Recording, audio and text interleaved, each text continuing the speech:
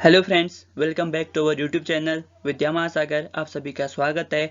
आज हम पढ़ेंगे current affairs of July part 1, जिसमें हम सारे करंट अफेयर्स जो इम्पोर्टेंट हैं एग्जाम के लिए, हम उन सभी को पढ़ेंगे और मैं आपको उन्हें अच्छे से समझाने की कोशिश करूंगा।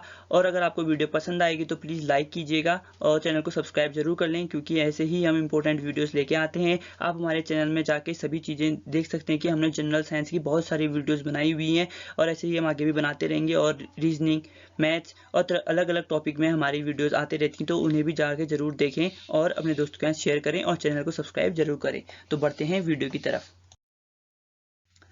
हमारा पहला क्वेश्चन है, पीएम मोदी यानी कि हमारे जो प्रधानमंत्री नरेंद्र दामोदर दास मोदी जी हैं, recently inaugurated Jain garden and kaizen academy eight, यानी कि मोदी जी ने जैन गार्डन और काइजन अकेडमी का उद्घाटन किस शहर में किया? आपके ऑप्शन है अहमदाबाद, मुंबई, दिल्ली, वाराणसी। इसका सही आंसर है अहमदाबाद, यानी कि पीएम मोदी जी ने अहमदाबाद, जो गुजरात के अंदर आता है, वहां जैन गार्डन और काइजन अकेडमी का उद्घाटन किया है। ठीक है। और जो जैन गार्डन है वो जापान की कोऑपरेशन के साथ हमने ये इनॉग्रेट किया है अहमदाबाद में, जो गुजरात में। ठीक है। और आप यहाँ पर देख सकते हैं कि जैन का मतलब जापान में क्या होता है? ध्यान। जैन को जापान में जो मतलब होता है उसका मतलब इंडिया में है ध्यान, यानी कि ध्यान लगाना। और inner peace along with outer progress and growth is hallmark of the two cultures, यानी कि जो जैन गार्डन और काइजन अकेडमी का जो मेन फोकस है वो है कि पीस और प्रोग्रेस पे ध्यान दिया जाए लोगों में। ठीक है। और जितने भी इंपॉर्टेंट फैक्ट्स हैं आप यहाँ पर पढ़ सकते हैं। ठीक हो गया। तो बढ़ते हैं आगे वीडियो की तरफ। अब हमारा अगला क्वेश्चन है साजन प्रकाश, जिन्हें आप यहाँ पर देख सकते हैं। Sajan Prakash is the first Indian athlete to qualify for Tokyo Olympics, यानी कि कौन से गेम में साजन प्रकाश ने क्वालिफाई किया टोक्यो ओलंपिक्स के लिए, और वो भारत के पहले भारतीय बन गए हैं उस गेम में क्वालिफाई करने के लिए। आपका ऑप्शन है गोल्फर, टेनिस प्लेयर, स्विमर और चेस प्लेयर। इसका सही आंसर है स्विमर, यानी कि साजन प्रकाश जी इंडिया के पहले स्विमर बन चुके हैं जिन्होंने टोक्यो ओलंपिक्स में क्वालिफाई किया है इंडिया की तरफ से। ठीक है। और साजन प्रकाश का जन्म 1993 में हुआ था। 27 ईयर्स ऑफ एज है इनकी। ठीक है। और इन्होंने बहुत सारे ये फ्री स्टाइल स्विमिंग और बटरफ्लाई स्ट्रोक करते हैं। ये स्विमिंग के दो अलग अलग तरीके होते हैं, बटरफ्लाई स्विमिंग और बैक स्ट्रोक अलग अलग तरीके के होते हैं। तो ये फ्री स्टाइल स्विमिंग करते हैं और बटरफ्लाई स्ट्रोक ये स्विमिंग करते हैं। तो उसमें इन्होंने क्वालिफाई किया है इंडिया की तरफ से टोक्यो ओलंपिक्स में, जो होंगे टोक्यो किसके कैपिटल? जापान के कैपिटल, यानी कि जापान में होंगे टोक्यो ओलंपिक्स इस बार। ठीक है। अगर आपको और भी ज्यादा जानकारी चाहिए तो आप यहाँ पर इसे ले सकते हैं।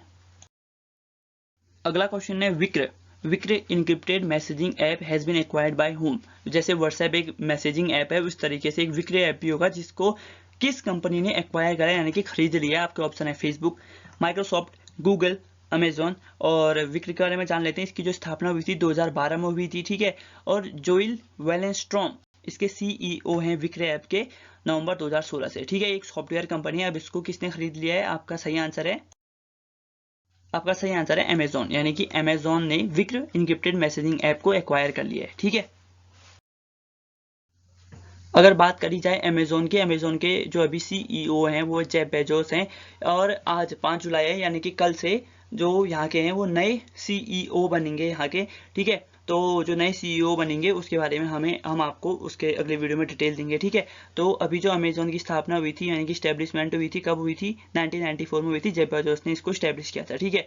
और एंडी जेसी इसके नए अमेजॉन के सीईओ बनने वाले हैं कल से। ठीक।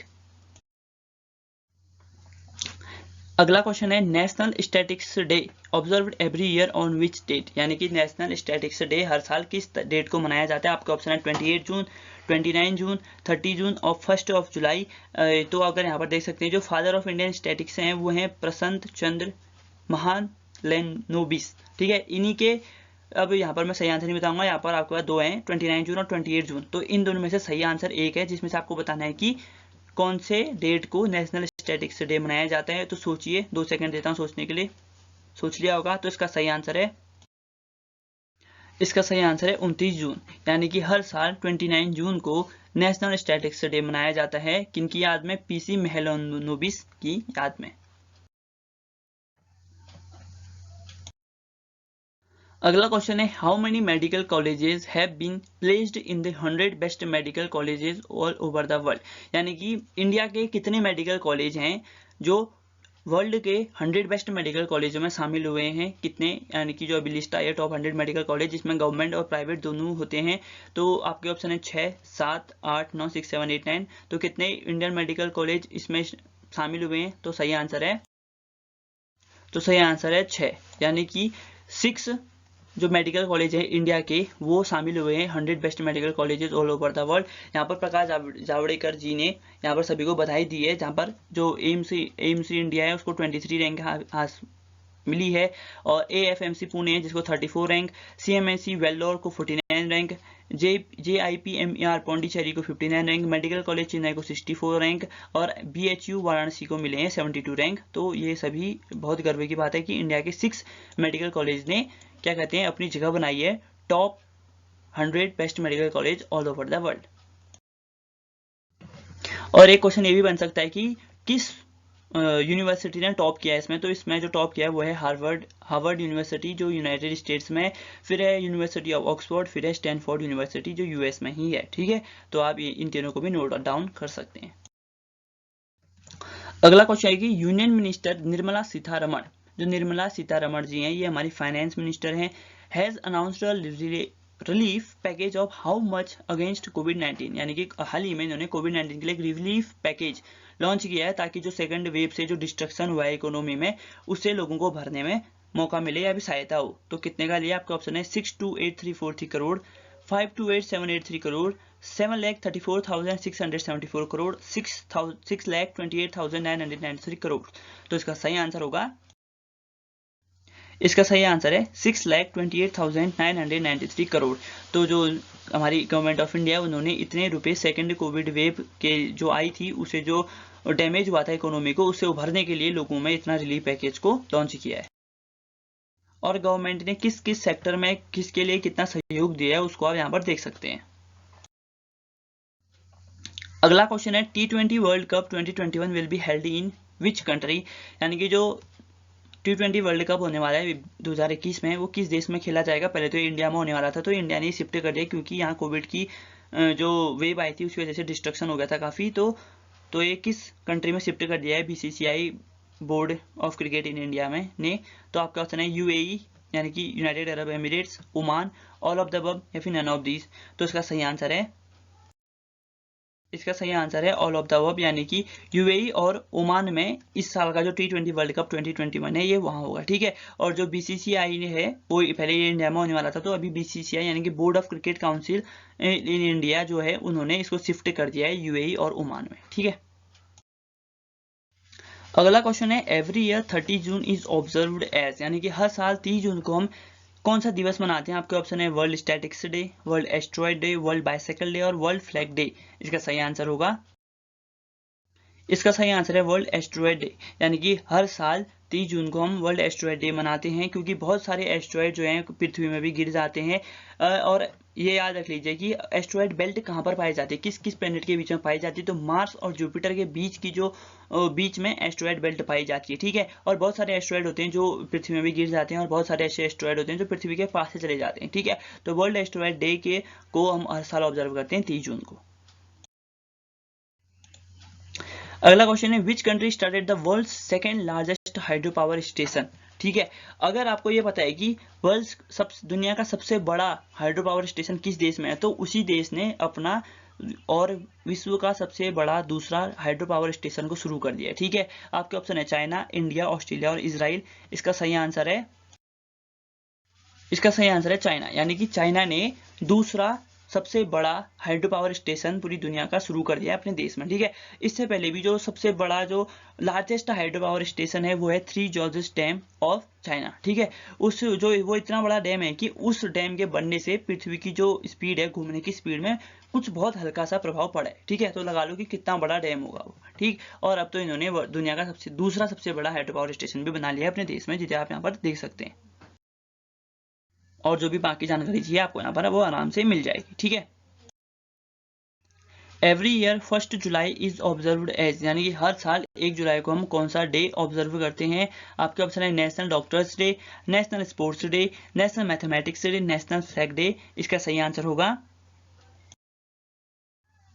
इसका सही आंसर है नेशनल डॉक्टर्स डे, यानी कि हर साल 1 जुलाई को हम नेशनल डॉक्टर्स डे मनाते हैं, ठीक है। और अब हम सब जानते ही हैं कि डॉक्टर्स ने अभी कोरोना का जो वेव आई है, पूरी पेंडेमिक आया जब से शुरू हुआ है, तब से डॉक्टर्स ने कितना ज़्यादा योगदान दिया है फर्स्ट वेव को कंट्रोल करने में और सेकेंड वेव को कंट्रोल भी करने में, ठीक है। और कहीं ना कहीं ये हम सभी लोगों की गलती होती है कि हम जो ये जैसे अभी सेकेंड वेव भी चली गई है, तो लोगों अभी बहुत सारे लोग लापरवाही भी करना शुरू कर दिए, ठीक है। तो इसी लापरवाही के चलते ही अगली वेव भी आ सकती है, तो हमें लापरवाही नहीं करनी है, हमने डॉक्टर्स का साथ देना है और अपने लेवल पे अपने जो प्रयास हैं कोरोना को रोकने के लिए वो करने हैं, ठीक है। अगला क्वेश्चन है, who is the new vice chief of Indian air force, यानी कि इंडियन जो एयर फोर्स है उसके जो नए वाइस चीफ हैं वो कौन है। आपके ऑप्शन है मनोज मुकुंद निर्मणे, हर्षित सिंह अरोड़ा, एच.एस. अरोड़ा, दोनों सेम ही है, विवेक राम चौधरी। इसका सही आंसर है, इसका सही आंसर होगा विवेक राम चौधरी। विवेक राम चौधरी जी को नए vice chief of Indian air force के तौर पे चुन लिया गया है। और यहाँ पर एक आर्टिकल पढ़ सकते हैं जिसमें बताया गया कि जो न्यू डेप्यूटी चीफ है आर्मी के, उन्हें किसको बना दिया है, विवेक राम चौधरी जी को बना दिया, ठीक है। 1 जुलाई 2021 से इन्होंने अपना कार्यभार संभाल लिया है, ठीक।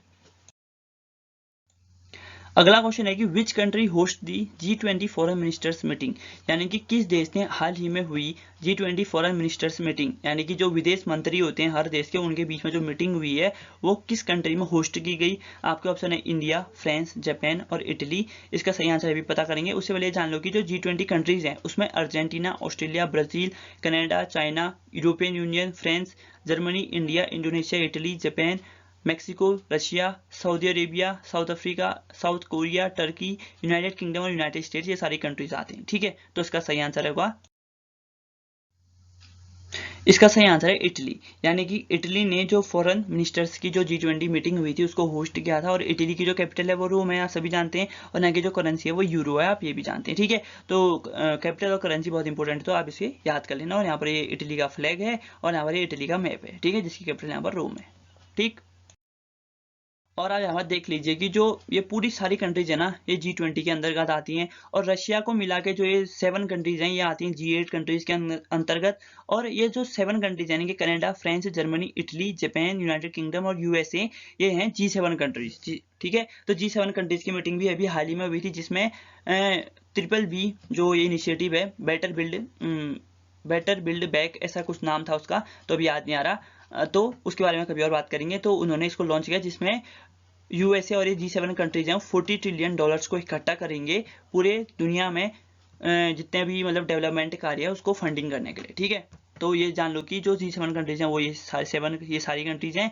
G8 के अंतर्गत रशिया आ जाता है तो वो G8 हो जाती है, और फिर ये 12 कंट्रीज और ऐड हो जाती हैं तो वो G20 बन जाता है, ठीक है। और G20 की फॉरेन मिनिस्टर्स मीटिंग कहाँ हुई थी, अभी इटली में हुई थी।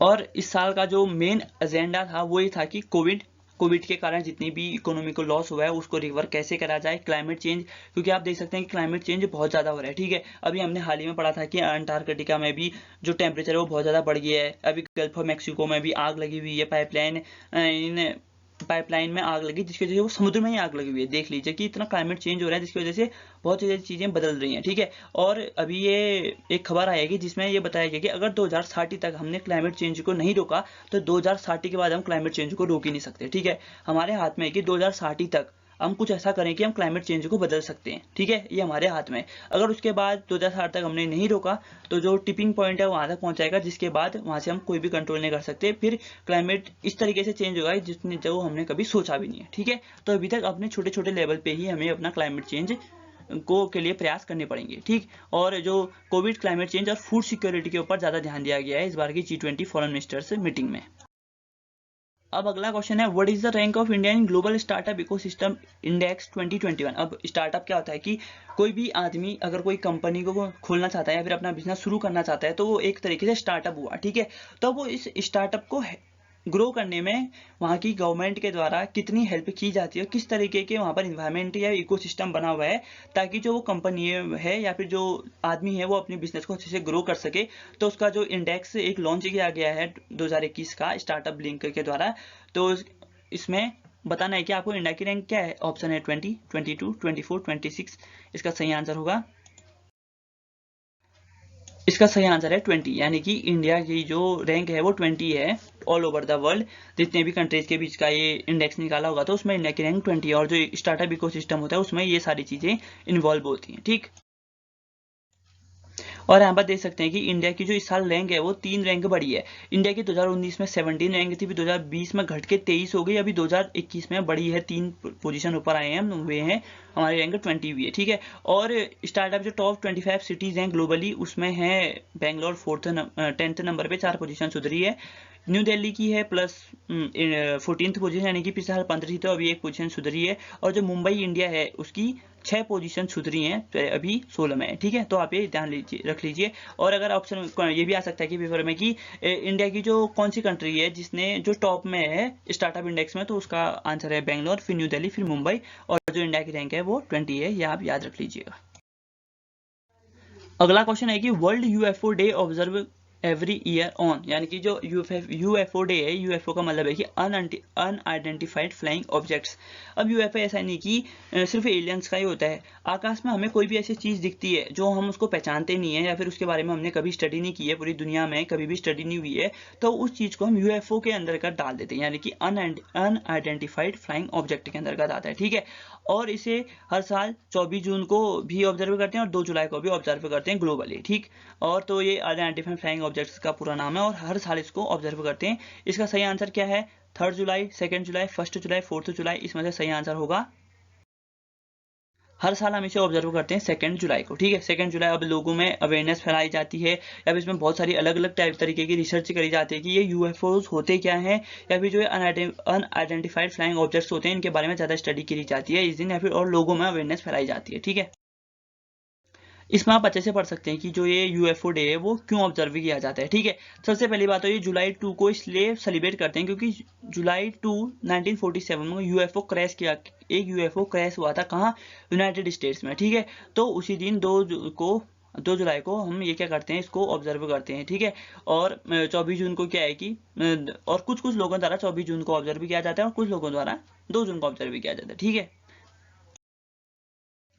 अगला क्वेश्चन है कि which state government has launched IT policy for 2021 to 2024, यानी कि किस राज्य सरकार ने नई आईटी पॉलिसी आईटी पॉलिसीज को लॉन्च किया है 2021 से 2024 तक के बीच में। आपका ऑप्शन है उत्तर प्रदेश, मध्य प्रदेश, उत्तराखंड, आंध्र प्रदेश। इसका सही आंसर होगा, इसका सही आंसर है आंध्र प्रदेश। ठीक है, यानी कि आंध्र प्रदेश ने जो ये नई आईटी पॉलिसीज हैं इनको लॉन्च किया। आंध्र प्रदेश के बारे में जान लेते हैं। यहाँ की 3 कैपिटल हैं, क्या है? हैदराबाद, विशाखापट्टनम, अमरावती और कर्नूल है। अभी अब हैदराबाद नहीं है शायद यहाँ की कैपिटल, ये बाकी जो 3 कैपिटल हैं ये वहाँ की हैं। अभी वहाँ के गवर्नर हैं, क्या है? गवर्नर हैं विश्वभूषण हरिचंदन है, और चीफ मिनिस्टर जो है YS जगन मोहन रेड्डी। ये आंध्र प्रदेश का मैप है और ये आंध्र प्रदेश का लोगो है, तो आप इन चीजों को याद रख लीजिए। ठीक, और आंध्र प्रदेश सरकार का ये कहना है कि जो ये नई आईटी पॉलिसीज ये लेके आए हैं इससे ये अपने स्टेट में 55,000 जॉब्स जनरेट करेंगे। ठीक है, नेक्स्ट 3 इयर्स में 55,000 जॉब्स जनरेट करेंगे, जो एक ह्यूज अमाउंट है। तो और जो टेक के फील्ड में काम करते हैं लोग उनके लिए भी अच्छी खबर है। ठीक है, अगला क्वेश्चन है कि who became the youngest chess grand master all over the world at the age of 12 years. ठीक है, यानी कि जो यंगेस्ट चेस ग्रैंड मास्टर कौन बने हैं अभी ऑल ओवर द वर्ल्ड, जिनकी उम्र सिर्फ 12 ईयर्स है। आपका ऑप्शन है अभिमन्यु मिश्रा, गुकेश डोमा राजू, परिमर्जन नेगी, रौनक साधवानी। इसका सही आंसर होगा, इसका सही आंसर है अभिमन्यु मिश्रा, यानी कि अभिमन्यु मिश्रा, जिन्हें आप यहाँ और देख सकते हैं 12 ईयर्स की एज में ये ग्रैंड मास्टर बन गए हैं और पूरी दुनिया में सबसे यंग है। ठीक है, और यहाँ पर देख सकते हैं कि आप जो ये इंडियन ओरिजिन अमेरिकन है अभिमन्यु मिश्रा, उनके बारे में पूरा आर्टिकल छपा हुआ है जहाँ पर उनको बताया गया है कि किस तरीके से उन्होंने अपने जो ये चेस है इसको कैसे उन्होंने लॉन्च किया, और 12 साल 4 महीने 25 दिन की उम्र में उन्होंने इसको हासिल कर लिया। ठीक है, और जो दूसरे नंबर पे हैं सेर्गे कर्जाकिन, जो इससे पहले ग्रैंड मास्टर थे, यंगेस्ट ग्रैंड मास्टर थे। उनकी जो एज है वो 12 ईयर से 7 मंथ थी जब वो इन्होंने ये मार्क हासिल किया था। लेकिन जो अभिमन्यु मिश्रा हैं इन्होंने 12 साल 4 महीने पे ही ये लक्ष्य प्राप्त कर लिया है। अगला है कि who is the new chief minister of Uttarakhand. ठीक है, अब तो ये क्वेश्चन बहुत आम हो गया, यानी कि हर 3-4 महीने में उत्तराखंड के सीएम बदल रहे हैं। बीते 4 महीनों में ही हमारे उत्तराखंड में 3 नए सीएम बन चुके हैं। सबसे पहले थे त्रिवेंद्र सिंह रावत, फिर बने तीरथ सिंह रावत। अब जो नए चीफ मिनिस्टर हैं उसका नाम आप बताइए, कमेंट सेक्शन में भी बताइए, तब तक मैं भी बता दूंगा, ठीक है। और एक बात आपको बता दूं कि उत्तराखंड की जो स्थापना हुई थी 9 नवंबर 2000 को हुई थी, यानी कि कुल मिलाकर देखें तो अभी तक 21 साल भी पूरे नहीं हुए हैं उत्तराखंड को बने हुए। और ये जो हमारे नए सीएम बने हैं, नए मुख्यमंत्री बने हैं, वो 11वें सीएम है। तो आप लगा लीजिए अभी तक सिर्फ उत्तराखंड में एक ही ऐसे चीफ मिनिस्टर हैं जिन्होंने अपना कार्यकाल पूरा किया है, ठीक। और जो बाकी सभी हैं वो कुछ दिनों के लिए आए थे। और अभी जो ये तीरथ सिंह रावत जी थे उनका जो था कार्यकाल था वो 111-115 दिन के बीच का था, ठीक है। और उत्तराखंड के बारे में जान लीजिए कि यहाँ 13 जिले हैं, 13 डिस्ट्रिक्ट हैं, और यहाँ की कैपिटल, विंटर कैपिटल है देहरादून, और समर कैपिटल है गैरसैंण, ठीक है। इसका सही आंसर होगा जो नए चीफ मिनिस्टर हैं वो हैं, नए चीफ मिनिस्टर हैं पुष्कर सिंह धामी, और ये अभी तक उत्तराखंड में सबसे यंगेस्ट चीफ मिनिस्टर हैं उत्तराखंड के, ठीक है। तो आप ये भी ध्यान रख लीजिए कि youngest chief minister of Uttarakhand आएगा तो वो हैं पुष्कर सिंह धामी। और पुष्कर सिंह धामी खटीमा क्षेत्र के विधायक हैं, और 2000 क्या कहते हैं 4 जुलाई को इन्होंने शपथ अपने ले ली है 5 बजे, और वे उत्तराखंड के 11वें मुख्यमंत्री के रूप में उन्होंने अपनी शपथ ली, ठीक है। अगला क्वेश्चन है कि the Shopsy app has been launched by whom, यानी कि जो शॉप्सी ऐप है वो किसने लॉन्च किया है। अब जो शॉप्सी ऐप इसलिए लॉन्च किया गया है ताकि जो छोटे छोटे बिजनेस हैं उनको ग्रोथ मिल सके और वो अपने प्रोडक्ट इस ऐप में डालें और लोग यहाँ से खरीदें। तो इसके लिए ये ऐप बनाया गया है। तो start your own online business उसका ये टैग है।